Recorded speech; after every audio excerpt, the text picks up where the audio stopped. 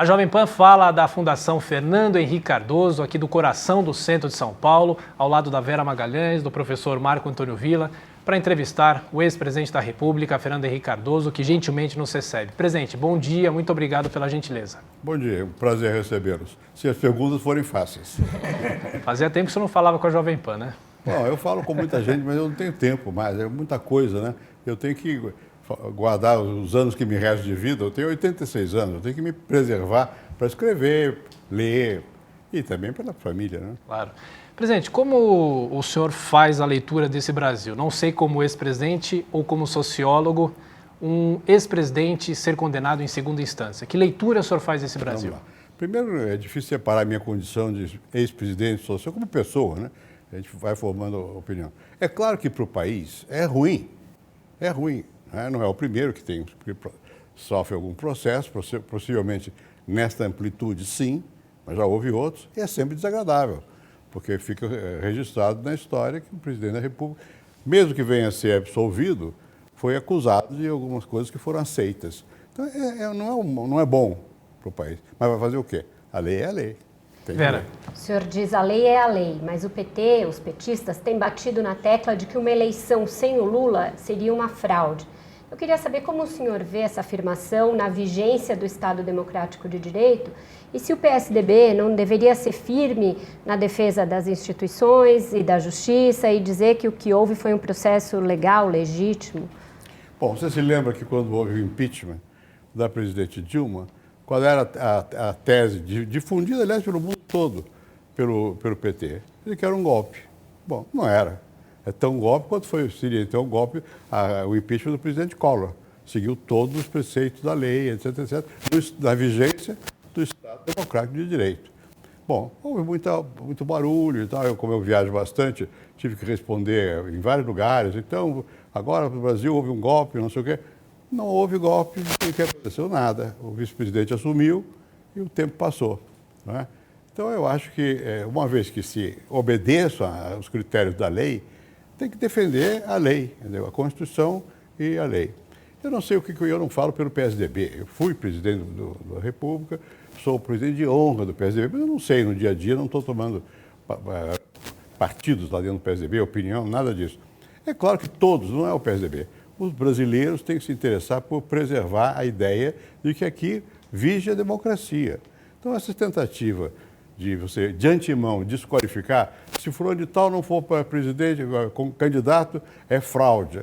Bom, depende, porque tem leis que dizem quais são as condições dentro das quais cada um pode ou não se registrar como candidato. É seguir a lei. O resto, eu acho que temos que ter calma, a onda sempre existe, o tempo passa e as coisas, quando estão bem feitas, prevalecem. Presidente, alguns dizem que a Venezuela de Chávez e Maduro é populista, que a Bolívia de Evo Morales é populista, que na Europa Centro-Oriental os novos governos que ganharam as eleições, vinculados até à tendência de extrema-direita, são populistas. No Brasil, Lula é populista, Bolsonaro é populista. O sociólogo Fernando Henrique Cardoso, que conhece essa categoria que nasce, inclusive parte dela no Brasil, com o Vefor, com o Ottaviani, tudo isso é populista?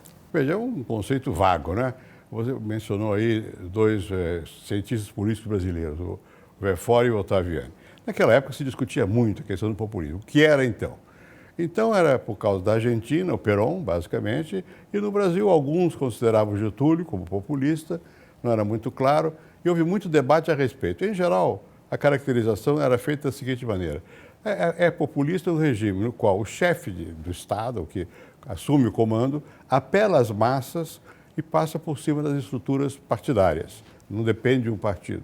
E, em geral, também, embora possa ou não haver Constituição, a força dessa pessoa é tal que ela, de alguma maneira, tem poder para dirigir o conjunto do país. Isso é o que chamava de populista. E havia também uma outra qualificação. Nessa época, tanto do Getúlio quanto do Perón, e os que sucederam, com o mesmo epíteto aqui na América Latina, em geral se dirigiam a pessoas que estavam excluídas do jogo político. Getúlio, por exemplo, quando fazia um discurso no estádio do Vasco da Gama, no Rio, que era famoso por isso, ele se dirigia aos trabalhadores do Brasil. Boa noite no rádio. Aí era o ministro do Trabalho dele, Marcondes Filho. Boa noite, trabalhadores do Brasil. Quer dizer, apelava aos trabalhadores. Mas, a partir daí, o discurso de Getúlio, em geral, era um discurso estadista. Ele falava dos grandes temas do Brasil, do mundo, apenas estava incluindo, simbolicamente, um setor da sociedade que não estava participando da vida política, na vida política. Então, o populismo tinha também, ao mesmo tempo, esta característica de ser uma maneira de apelar para aqueles que estão fora do jogo, não é? Bom, no caso atual, quase todos estão no jogo. O eleitorado brasileiro é amplíssimo. Não existe isso. E os partidos existem. Eventualmente, um ou outro pode predominar sobre o partido. Os nossos partidos são muito, em muitos aspectos, ainda são muito frágeis, né? Bom, mas essa característica de inclusão foi desaparecendo. No caso do Chávez, ainda se pode falar, ele usou o dinheiro do petróleo para distribuir à população e ganhou prestígio. O Maduro nem fez isso, já estava lá. Ele é simplesmente autoritário, está saindo dos cânones da democracia. Bom, no caso do Evo Morales, se pode dizer que ele também representava alguma coisa, mas ele saiu menos dos cânones da democracia. Então, eu acho que existe um abuso da expressão populista. Na Europa, se usa a expressão, e também nos Estados Unidos, com outra conotação. São pessoas que desrespeitam o que se considera ser as regras do mercado. São mais livres diante das regras do mercado e fazem uma política geralmente mais heterodoxa na economia. E chamam isso de populismo, porque vai dar recursos para o povo. Então, serve pouco a noção para caracterizar concretamente o que é ser populista. Presidente, desde a sua primeira eleição, em 1994, o Brasil assiste, em todas as que se seguiram, a polarização entre PT e PSDB. O senhor acha que a condenação de Lula põe fim a esse ciclo? E o senhor acha que existe ainda a possibilidade de os dois partidos repetirem o segundo turno nessa eleição, ou a gente vai viver um quadro um pouco diferente? Eu acho que o quadro já é um pouco diferente, né? Mas, de qualquer maneira, é cedo para a gente avaliar quais vão ser as consequências da presença ou não do Lula como candidato sobre a votação, né? Muita gente agora fala que o Macron ganhou na França, se sobrepôs aos partidos, ou antecipou-se aos partidos. É verdade. Mas na França, o presidente se elege depois é que elege a Câmara. Então, ele formou uma maioria. Aqui não, é casada a eleição, é junto, né? Então, as estruturas partidárias, por mais que elas estejam abaladas como estão, atacadas como estão, partícipes que foram em muitos casos de corrupção, apesar disso, elas existem e vão levar o voto até a urna. Não vai ser só isso.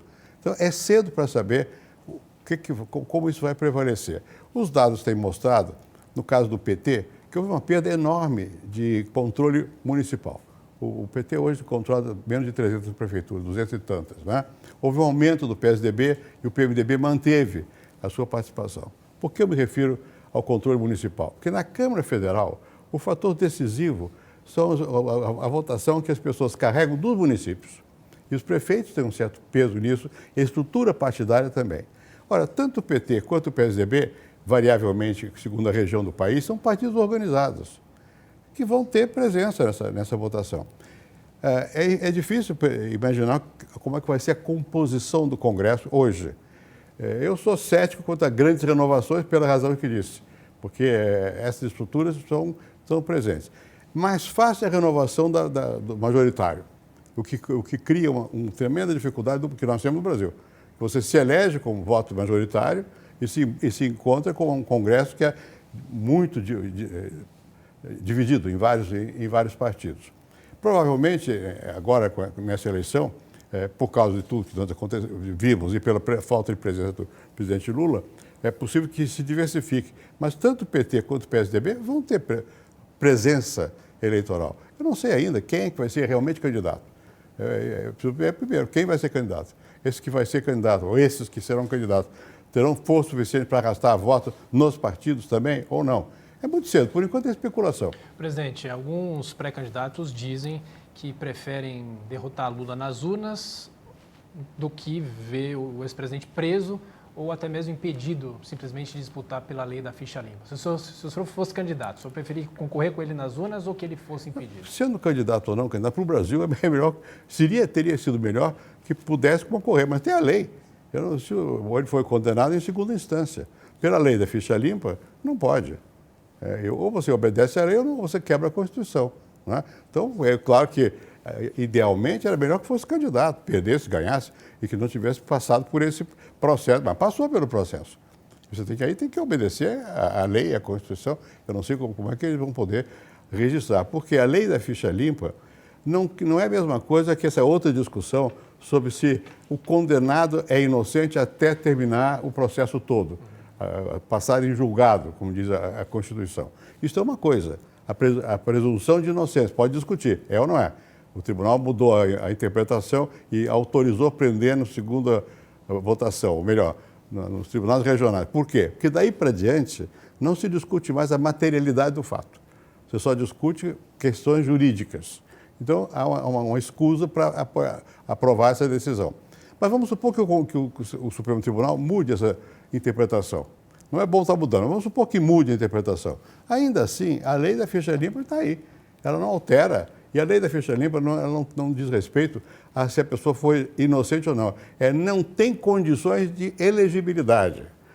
Qual era o possível? Eu me lembro da discussão. Isso foi uma lei muito feita por emenda popular, com apoio do PT, com apoio de organizações populares, etc., sancionada pelo presidente Lula.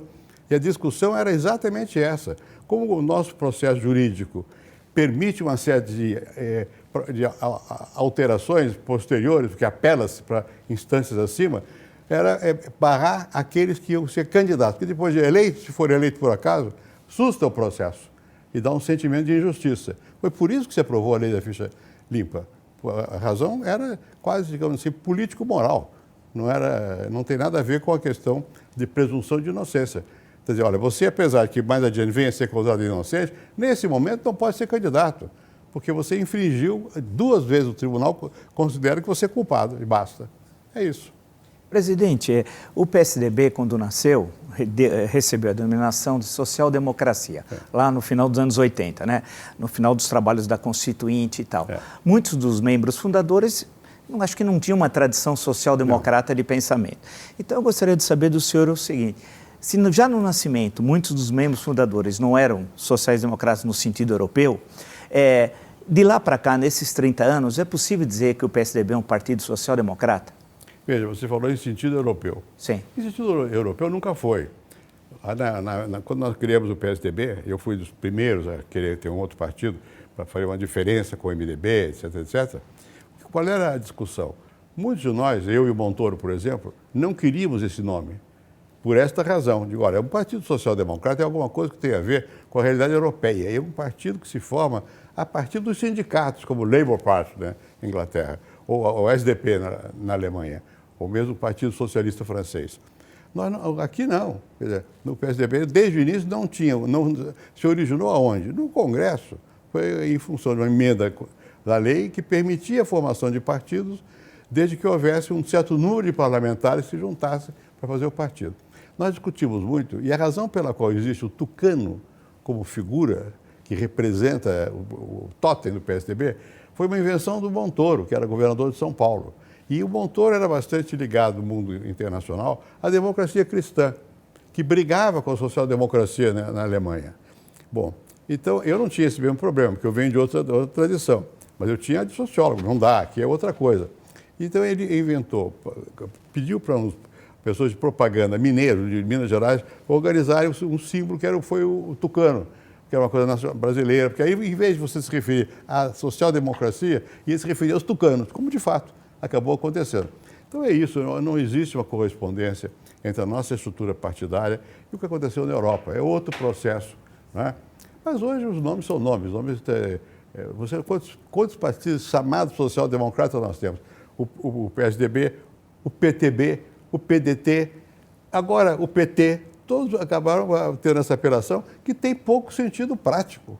Talvez o que mais sentido prático tenha seja o PT, que não obstante era contra, porque naquela época de fundação o PT se considerava mais revolucionário e, portanto, não queria se aproximar com a social-democracia europeia, que tinha brigado com os comunistas na Europa, né? Então, você vê como nós vivemos sempre numa espécie de desencontro conceitual.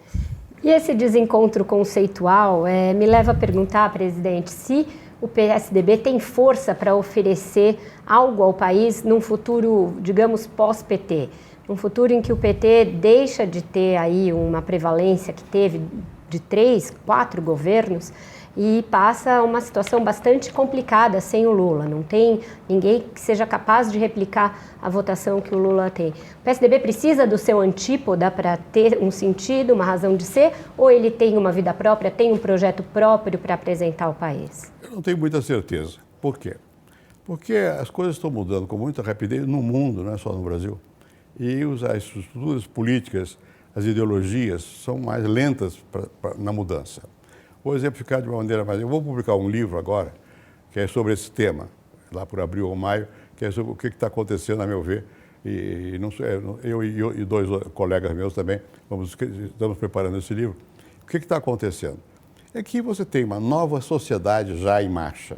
Essa nova sociedade é muito fragmentada, todo mundo sabe disso. As ocupações são múltiplas, a mobilidade social é muito rápida e ela desfez as antigas coesão das classes anteriores. Os sindicatos e os partidos ficaram abalados, ficaram soltos, como expressão de um momento anterior da evolução da sociedade. Com a globalização, com o que implicou na globalização, que foram as transformações tecnológicas, a robotização, inteligência artificial, tudo isso, a estrutura da sociedade mudou muito. E a estrutura política está se referindo sempre àquilo que já acabou, né? Então, eu acho que o que é preciso no Brasil é alguém com força que entenda isso e que possa fazer uma proposta que ponha em marcha um novo tipo de relação entre a política e a sociedade. Nesse momento, um vai para um lado, outro vai para o outro. A sociedade tem um tipo de dinamismo e a política tem outro tipo de dinamismo. E a sociedade olha para a política e não gosta, ainda mais por causa da corrupção, que campeou solto aqui. Não tem nojo, não quer saber, não é? Mas vai votar. Votar no quê? Se a estrutura política não muda, acaba tendo que votar mais ou menos nos mesmos. Mas mais cedo ou mais tarde, alguém vai ter que dar uma mensagem nova. Eu acho que tão importante agora, quanto a estrutura do partido, é a mensagem. E a mensagem política não é como na universidade. O Vila sabe, na universidade você escreve uma obra, põe seu nome e quer logo aparecer como você. Na vida política, as ideias não vivem assim, elas encarnam em pessoas. A pessoa simboliza a ideia. Então você tem que ter não só a mensagem, como quem é que vai carregar em si mesmo a mensagem. Dou um exemplo. O Lula carregou nele mesmo a mensagem anterior, que era a inclusão social, que foi feita, bem ou mal. Tanto ele quanto eu tentamos fazer. E ele, mais simbolicamente, pode dizer, venho de baixo, estou subindo. Bom, e agora? O que está acontecendo? É um momento difícil. Se você olhar agora nos Estados Unidos, ou na Inglaterra, ou na França, ou onde seja, tem um problema semelhante. Quer dizer, por que o Trump ganhou? Ganhou apoiado no quê? No progresso? Não, ele ganhou apoiado naqueles que se acham que perderam com a globalização. E ele apostou uma volta ao passado glorioso, entre aspas, da América. Mas o Trump ganhou pelo lado oposto, apostando na globalização, na integração com a Europa, etc, etc. Juntou os cacos da sociedade. Olha aqui, dá para nós acreditar nessa mensagem. Quem votou para sair a Inglaterra do mercado comum? Quem foi? Foram conservadores, não só. Foram conservadores e trabalhistas também, e sindicalistas também. Muito mais gente que era de Londres a favor e que era de fora contra. Quer dizer, os fatores dessa natureza pesaram nisso tudo. Então nós precisamos entender que o momento do Brasil é novo, no mundo é novo. E isso não quer dizer que é bom. Pode ser ruim ou bom, depende. Mas precisa formular alguma proposta que seja condizente com a situação que nós vivemos. E nós vivemos pensando nos conceitos, como falamos agora, o populismo, o sindicato, a importância da classe social, tudo tem importância, mas não é como era antes. Foi redefinido, falta redefinir. O senhor acha que alguém aqui no Brasil encarna esse Por enquanto eu não vejo, por isso que eu estou dizendo. Nem eu sei, estou dando sintomas. Mas precisa de alguém que faça uma síntese disso e que possa politicamente, não é sociologicamente tem muitos estudos, sociedade em rede, não sei o quê, nós sabemos como é que acontece, a internet está aí, as tribos na internet, isso funciona, os robôs, tudo funciona. Mas como é que você vai disso aí gerar um pensamento que eu digo, eu estou conforme esse pensamento porque ele melhora a minha vida? Está faltando isso. Não tem, mas não está faltando, quer dizer, que eu tenha, que eu esteja dizendo que o outro acusando o outro. Não, está faltando. Vai levar um tempinho para você poder, outra vez, ter uma vida política que seja mais condizente com o que você faz no dia a dia. Aqui parece que a vida política está para um lado e o dia a dia está para o outro. A internet hoje é mais importante do que a TV para eleger um político? Eu não sei se é mais importante, porque a TV na campanha é importante. Porque a TV tem um lado que você aparece mais facilmente, né? E política precisa disso. Eu acho o rádio muito importante também. O rádio, porque o rádio é o veículo mais quente. Você ali no rádio, o ouvinte se sente melhor, né? Mas eu diria, no dia a dia é a internet, para aqueles que estão ligados à internet. O que também tem os seus problemas, porque tem a fake news. Né? No jornal você tem o editor que corta, procura, pelo menos deve procurar. Checa, né? Tem Checa. Que checa. E lá você põe uma medida. Por exemplo, se pegar meu nome, eu tenho um apartamento em Paris, porque puseram lá. Eu quisera ter, não tenho. Mas está lá. Você vai tirar, ninguém vai tirar. Está lá. É fake news. Bom, isso tem grande quantidade. Então é difícil você saber, porque o lado é positivo, é muito melhor se as pessoas têm informação. Mas como é que você separa o positivo do negativo? Né? Depende ainda de muitos processos. Presidente, é uma pergunta se é ou não arrependimento, não é o juízo final, mas duas pessoas, o senhor indicou duas pessoas que são muito polêmicas hoje. Uma para o Supremo Tribunal Federal, o senhor indicou o ministro Gilmar Mendes, que hoje não consegue andar em qualquer rua do Brasil. E o senhor teve como ministro da Justiça, por outras razões, aí, o senhor Renan Calheiros, que também, por outras razões, não consegue andar em qualquer rua do Brasil. O senhor se arrepende de ter indicado Gilmar Mendes ao STF e Renan Calheiros ter sido seu ministro da Justiça? Primeiro, eu fico feliz que eu ainda posso andar. É uma coisa positiva. Mas segundo, vamos seguir. Você tem que ver as circunstâncias, o momento, qual era. No caso do Gilmar, o Gilmar é um homem competente, ele foi advogado-geral da União no meu tempo. É uma pessoa competente. Eu indiquei o Jubim, indiquei o Gilmar e a Ellen Grace. Né? Eu não me arrependo de nenhum deles, porque todos os três têm saber jurídico. E os três ficaram bastante independentes de mim. Eu não tenho liberdade, nunca tive, de telefonar para um e pedir que vote assim ou vote assado. Né? Bom, o Gilmar tem um pensamento dele. O pensamento dele, nesse momento, é mais, aspas, garantista.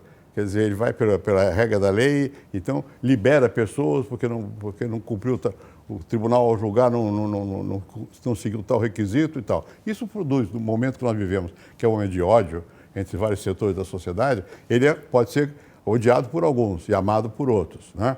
Mas eu não posso ter arrependimento por alguém que, na verdade, tem uma visão, sempre teve uma visão, sempre foi uma pessoa que tem formação na Alemanha, não sei o quê. O Renan foi indicado pelo PMDB naquela ocasião. Bom, ficou algum tempo no ministro. O Renan é uma pessoa hábil, inteligente, tem competente. Saber jurídico? Hein? Tem saber jurídico? Não tem. Mas o ministro da Justiça não tem que ter saber jurídico. O ministro da Justiça no Brasil, no passado, era o homem que fazia somente a ligação com os tribunais. Hoje, é uma pessoa que faz a ligação com os movimentos sociais, com a segurança pública, com o crime, que é um combate ao crime.